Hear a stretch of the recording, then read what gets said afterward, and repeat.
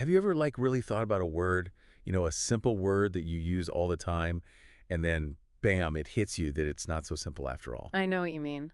Happened to me with this whole dharma thing. Really?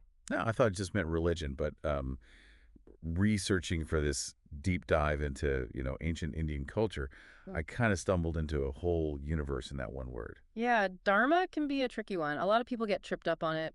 In this deep dive we're doing, it talks about dharma as the Bharatiya ethos, Bharatiya meaning. the Indian subcontinent, basically.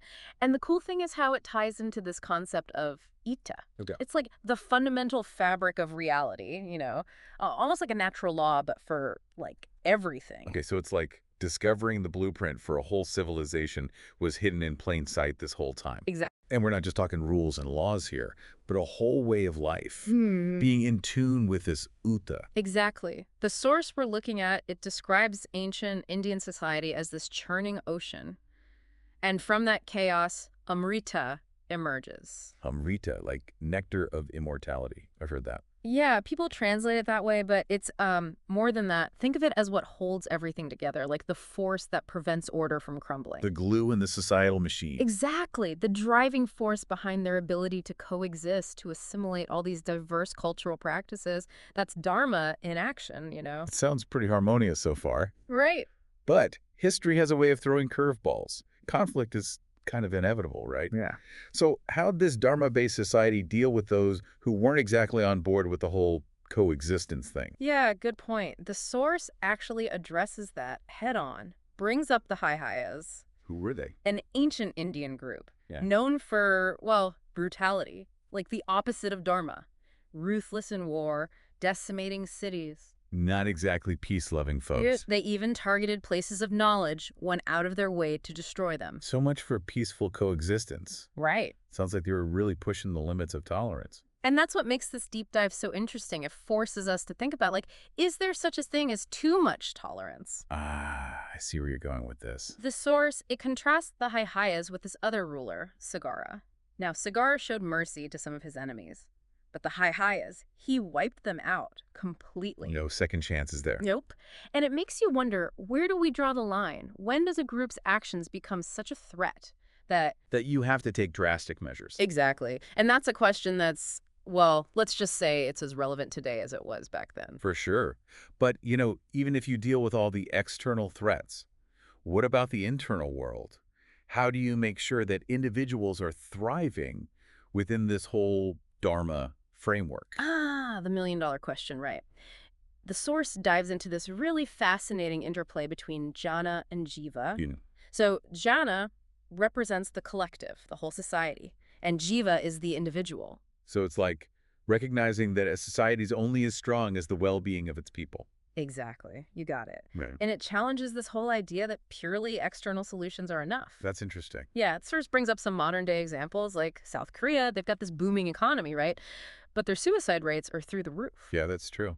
Or the United States, so focused on individualism, but people are lonelier than ever. So it seems like ancient Indian civilization, they understood this challenge and they took a very different approach to tackle it. So they were ahead of the curve on that whole work-life balance thing. What'd they do differently? Well, to get that, we got to rewind a bit. Imagine, like, the lifeline of a civilization, this massive river, the Saraswati River, it starts drying up. Bad news for everyone. Right, ecological disaster. But it also kind of mirrored what was happening in their society. Like their whole way of life, all their wisdom, it was fading away. A civilization on the brink. Pretty intense. And that's where this guy, Vedavyasa, comes in. Total game changer. What do you do? Instead of letting their history disappear, he's like, nope, not on my watch. He gathers up all this ancient wisdom, compiles it, organizes it. And that's how we got. The Mahabharata.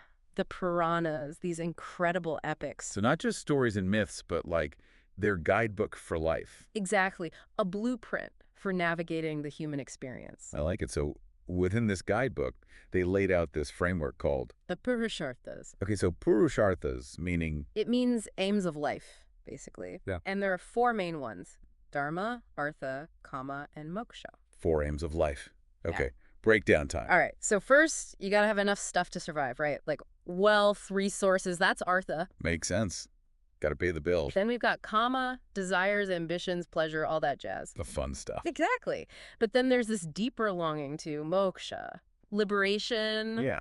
enlightenment. The quest for something more. Right. And the idea is a fulfilling life needs all four. Not just for individuals, but for society as a whole. Balance, you know? Total mind-body approach. I dig it. Yeah. But let's be real for a sec. Some of our listeners are probably thinking, okay, cool story, but isn't this all just like mythology? Did they actually live by this stuff? Ah, the skeptic in the room. Valid question. That's where the fractal mandala comes in. Now we're talking geometry. Kinda. So picture a mandala, right? All those intricate patterns repeating, interconnecting. Yeah, I've seen those. Now imagine those same patterns, those same principles, but playing out at every level of existence. The individual, the family, the community, even the cosmos. That's the fractal mandala. It's everywhere. Whoa, so their whole civilization was like this giant interconnected web. Pretty much. And you can see it in action everywhere. Take the Rig Veda, for example. One of the oldest Hindu scriptures. Yep. On the surface, it's all hymns to gods, like Indra and Agni. Okay, so nature worship. Sure, but then you look closer, boom! There's all this subtle stuff about consciousness, about yoga. Stuff you wouldn't expect. Right, like those are concepts we usually associate with later periods, right? But they were there all along, woven into the very fabric from the beginning. That's kind of cool, actually. Right. Proof that there's always more than meets the eye. But okay, we've talked about external threats, internal well-being. What about when a civilization hits the jackpot? Prosperity, progress. How did they handle that? Another good question. Because let's face it, we haven't exactly figured that out yet. Right, and the source digs into this system they developed, the jāti-varṇa ashrama system. Okay, break that down for me. So first off, this wasn't about the rigid caste system we see today. That came later. Important distinction. Totally. This was about, like, social harmony. The idea that everyone had a role to play, a way to contribute based on their skills, their talents. So kind of like a division of labor, but with a deeper purpose. Exactly. So varna were these broad societal divisions. Priests, warriors, merchants, laborers. Okay, from Falaf. And jātiya, that was more specific, like individual communities with their own unique skills passed down through generations. Ah, so jati is where we get into specialized crafts and professions. You got it. And then ashrama referred to the stages of life. Like student, householder, retiree. Yep. And then finally, a stage of spiritual exploration. So they had the whole life cycle mapped out. Interesting. Right, it was all interconnected. But like you said, it didn't last. What happened? Yeah.